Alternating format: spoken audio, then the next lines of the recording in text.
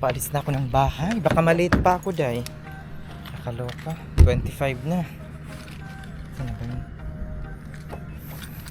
Kakapanood ko to ng Winky eh. Muntik na akong malate. Kaloka. Ang init pa ng car. Super duper. Ayan mga inday, mga beshi, magdadrive muna ako kasi makamalate pa ako nito. Overtime, 3 p.m. to 3 a.m. OT for more! Shalak! Yan mga beshi, nandito na tayo. Shalak. Ayan, makikita nyo naman. Ready na ang lola nyo. So alam nyo na kung saan galing itong Charis, hindi ko na i-mention. Pansinin nyo na lang kung anong bago. Charis.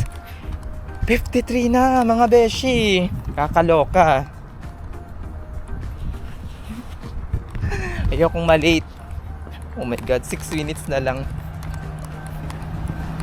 Ano natin? Kung makakaano tayo. Sana makahabol tayo.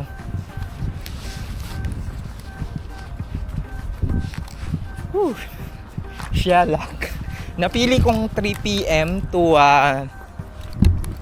3 p.m. to 3 a.m. Kasi starting ng 3 p.m. meron ng PM differential na 10%. So kung $40 or $50 yung sahod, 10% nun ang plus. So kung 50, magiging na lang, 55. O diba? 55 per hour. Uy, yung pala, starting 7 o'clock. Starting 11 hanggang 3 p.m. na to, 15% naman. So medyo malaki-laki. Ayan, hindi tayo makakasalubong dito. So, yan pala bati yung mga tao dito, day.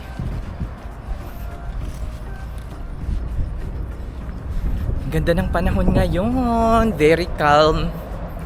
Tingnan nyo yung aking ospital. Pak. Pak, pak, pak. Hindi kalakihan, pero okay na. O siya, sige na mga inday. Ano pa ako? Ayan. Dire-diretso lang. Pag pedestrian, dire-diretso lang. Kasi hindi ka naman babanggain. Charis. Mamadali na kasi. Siya, sige mamaya na lang mga beshi. Shalak. Ayan. Hello. Welcome back, Charis.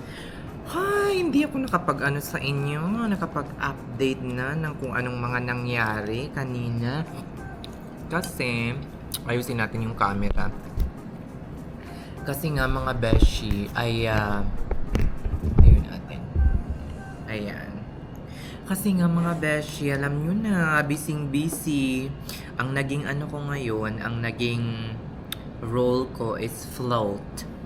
3 hanggang siguro matapos ang shift. Let's see. Kasi usually kapag 11 or 12 o'clock na nagko-close na sila ng mga beds ng paunti-unti. Medyo busy pa rin ngayon sa emergency department. So, float RN ako. So, nag-cover lang ako ng mga break, tumulong, mga ganyan. Nakakapagod siya, pero ang advantage nito ay hindi ka masyadong involved sa patient.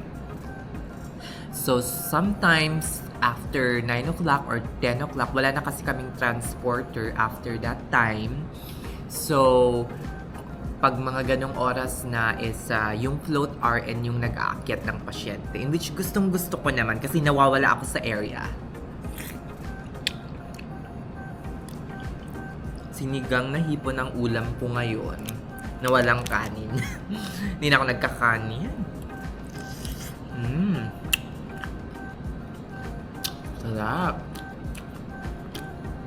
Busy, nakakapagod. Pero, ano magagawa natin? Diba? Pinili natin to. Grateful na lang ako sa mga blessings na natatanggap ko. At least, yung perang sinasahod ko ay pinagkihirapan ko. Di ba? Hindi yung pinupulot lang sa katamaran. Charis!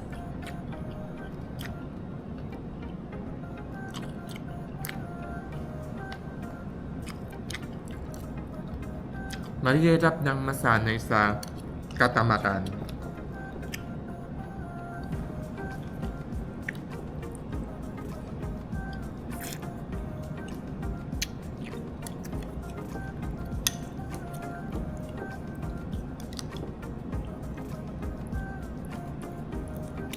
Ayan, sarap. Kasi ang perang pinaghirapan, mabilis lang mawawala. Parang tubig. As in.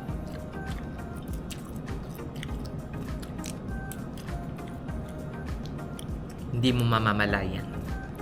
Nagkaroon ka ng 500,000 ngayon, tapos dadatnan ka ng malaking problema. Babawiin agad-agad ng Diyos, in short.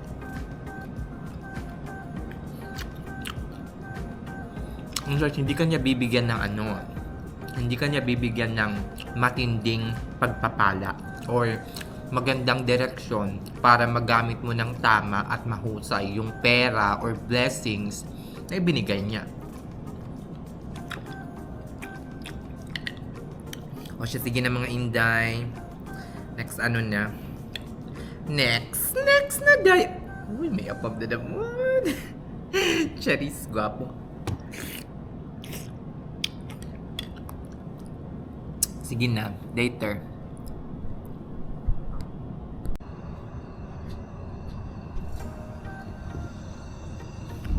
Oh gosh.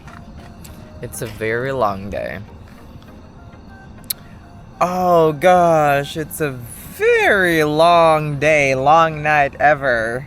3 p.m., 3 a.m. Nakakaloka. As in, nasa parking lot na ako and pauwi na. Isang nakakalokang morning to everybody. Ayan, medyo hindi maganda yung lightning. O siya, sige na mga Inday. Sa nag-comment pala, sabing gano'n. Ano nga bang comment doon? I always read comments every now and then. Sabi, you work hard, it's okay to reward yourself, but remember to save money for the future. Yes, I do reward myself once in a while, almost every 2 to 3 months I travel, but I always make to a point that I save every month. 'Di ba? Sarili ko lang yung iniisip ko, so medyo mas madali para sa akin yung mag-ipon. O sige na mga Inday, see you tomorrow. Bye! Sa bahay na tayo. Shalak. Kakapagod. Nakakapagod ang 12 hours na 3 p.m. hanggang 3 a.m. Sobra. Parang inaantok na ako. Pero wala. Inantok lang siguro ako. Sige na mga Inday, medyo madilim pa sa loob. Charis. Sige na, babush na. See you tomorrow. Bye. Kakaloka. Mumunood muna ako ng Winky. Shalak. Hello mga beshi! Good morning! Good morning sa ating lahat. Isang nakakalokang morning. Ayan. Kakagising ko lang mga beshi kasi as in, napagod talaga ako kahapon. Imagine niyo, out of my time slot kasi yung napili kong overtime, which is 3 p.m. hanggang 3 a.m. In which, kapag normal days ko or normal time slot ko, usual time slot ko, ay 1 o'clock, nasa bahay na ako. 12:30, nasa labas na ako ng ospital. O diba, bongga. Pero 3:30 na ng umaga, pero nasa ospital pa rin ako. Kasi nga, 12-hour shift ang pinili ko, tapos 3 p.m. to 3 a.m. Kala ko kaya ko pa. Hindi na pala. Charis, wag pilitin kung hindi na kaya ng ating katawan. O diba, bongga. Hindi naman ako ma-sent home kasi busy rin. So, wala ring magtitake ng Hindi masyadong busy, pero nakakapagod yung time slot na ganon. Ngayon, kakagising ko lang, as in, nakita ko wala akong tubig, walang everything. Tapos naalala ko na meron pala akong credit card na card reserve. ano to, Chase Sapphire Reserve. Ang Chase Sapphire Reserve ko mga beshi ay ano siya, mataas yung annual fee na sa $550. Pero marami siyang credit. Bawing-bawi mo siya. More than $550 yung credit. In which nababawi ko naman. Every month, meron akong $25 credit. $20 para sa grocery. Tapos $5 naman para sa DoorDash food. So, $25 times 10, that's $300.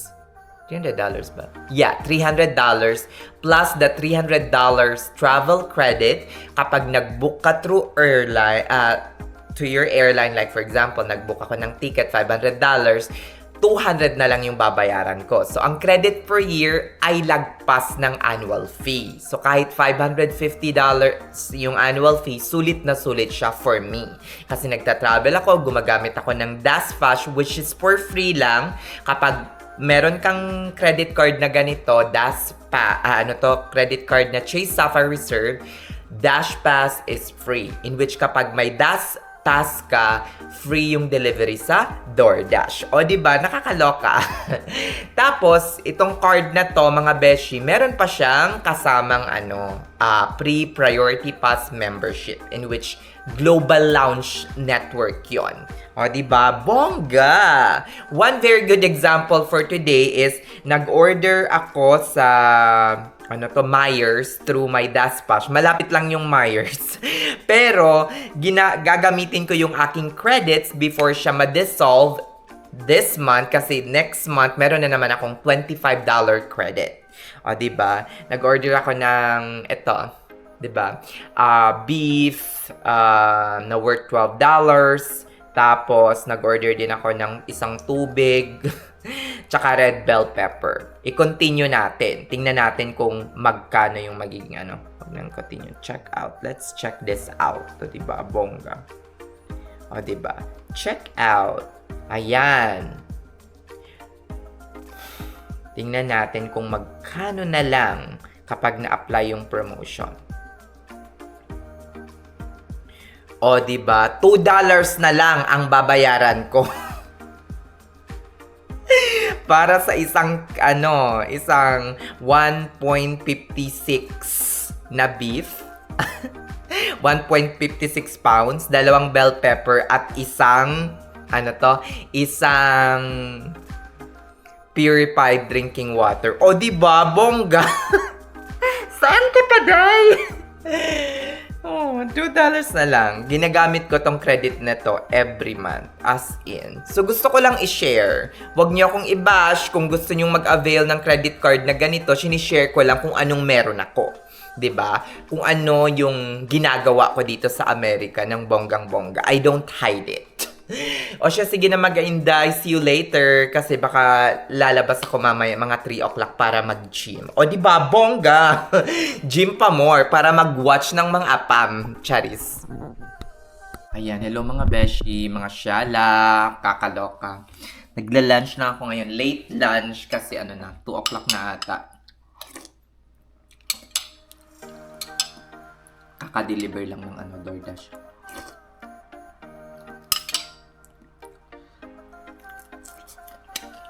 Nabasa akong comment about investment.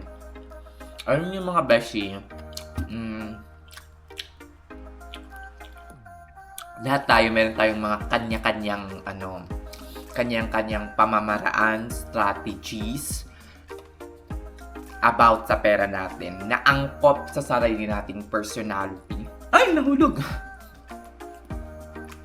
Angkop sa sarili nating personality, goals sa buhay, at yung sitwasyon natin ngayon sa buhay. So, hindi dahil nag-work para sa iyo ang isang investment is mag-work na rin para sa akin. Nirerespeto ko yung comment ninyo, yung mga advices ninyo, and sana irespeto nyo rin kung ano yung decision ko or kung ano yung ginagawa ko. Okay? Kasi, yung parang, para sabihin mo na you need more research sa ganito, ganyan. Ay, naku, dahil. taon ang binilang. Charis. Matagal na desisyon bago ako nakapag-decide na ayoko sa ganitong investment. As in, siguro daang videos or siguro close to 90, 50, or 60. Maraming videos akong pinanood bago ako nagdedesisyon sa isang bagay or investment. So, wag ipilit ang ayaw. Charis! Sige na mga inday, dito ko natatapusin ang napakahabang vlog na ito.